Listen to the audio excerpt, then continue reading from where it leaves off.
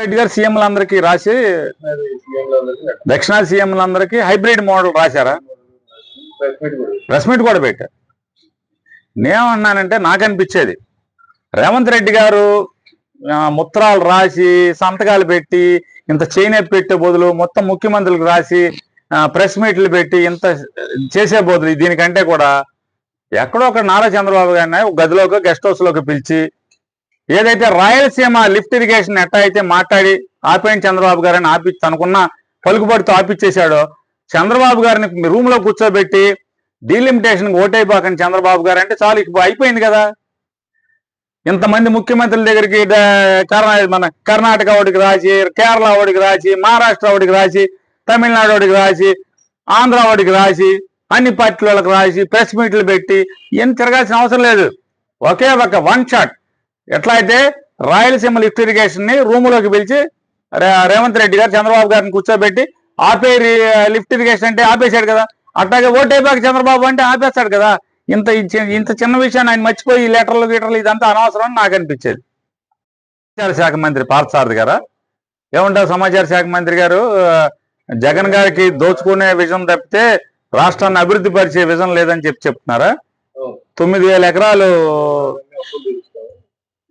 ఏమండి రాష్ట్ర సమాచార శాఖ మంత్రి పార్థసారథి గారు, ఆయన గురించి ఏం మాట్లాడుకుంటాం? ఆయన ఒక అద్దె మైక్ లాంటి వాడు. ఆయన ఇప్పుడు బందర్లో షామ్యానా కంపెనీలు చాలా ఉన్నాయి. కులరవి మీటింగ్ అద్దెకి మైక్ పెట్టమన్నారనుకోండి, ఆ మైక్ లో కులరవి ఏం మాట్లాడితే అదే వస్తుంది. అదే మైక్ తెచ్చి మా పేరుని కృష్ణమూర్తి కిట్టు మీటింగ్ పెట్టినప్పుడు అదే మైక్ తెచ్చాను, అదే కంపెనీ వాడికి చెప్పి షామ్యానా కంపెనీ చెప్పాను అనుకోండి, వచ్చి ఆ మైక్ పెడితే కిట్టు ఏం మాట్లాడితే అదే బయటకు వస్తాయి. పార్థసారథి గారు పాపం ఏమవుతుంది, అద్దె మైక్కి ఆయనకి తేడా లేదు. ఆయన గురించి మాట్లాడేదేంటి? చివరికి సమాచార శాఖ మంత్రి అంటే ఈ కూటమి ప్రభుత్వంలో సమాచార శాఖ మంత్రికి ఎంత సమాచారం ఉంటుందంటే, సాక్షాత్తు అమరావతిని రోజు పిల్లిమోగలేస్తా అక్కడే ఉంటున్నటువంటి, అక్కడే పడుకుని, అక్కడే భోంచేసి, అక్కడే నిద్రపోతుంది, అక్కడ వాళ్ళకి ఏదో సేవ చేస్తున్నట్టు యాక్షన్ చేస్తున్నా మంత్రి నారాయణ గారేమో 5,000 ఎకరాలు మిగులుతాయి అని చెప్తాడు. ఈయన 9,000 ఎకరాలు అంటాడు. నిజమే, విజన్ అంటే ఆయన దగ్గరుండి జగన్ గారిని చూశాడు కదా, మేము కూడా చూస్తున్నాం కదా దగ్గరుండి ఆయన్ని. విజన్ అంటే ఓ పెద్ద రబ్బీస్ గుట్టని 40 ఎకరాల రబ్బీస్ గుట్టని కొనుక్కొని గవర్నమెంట్ దగ్గర తీసుకుని దాంట్లో కరెంట్ ఫ్యాక్టరీ కడతానంటే అది విజను.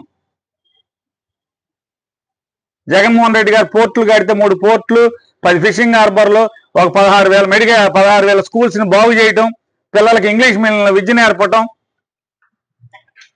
ఫీజు రియంబర్స్మెంట్ టెన్షన్గా పేద వర్గాలందరినీ కూడా ఆ కులం ఈ కులం లేకుండా అందరికీ చదువు నేర్పించడం, రాష్ట్రంలో ప్రతి రైతుకి కావాల్సినవి అందించడం, ప్రతి వైద్యాన్ని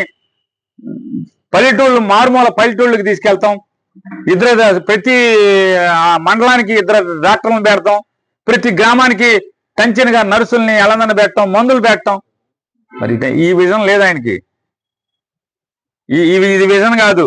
కాకపోతే ఆయనకి లేదేంటంటే రబ్బీస్ కొండల్లో కరెంట్ ఫ్యాక్టరీ కడతాన్ని కొండలు గవర్నమెంట్ దగ్గర 5 లక్షలకి 3 లక్షల రూపాయలకి ఆ విజన్ అయితే లేదు జగన్ గారి దగ్గర.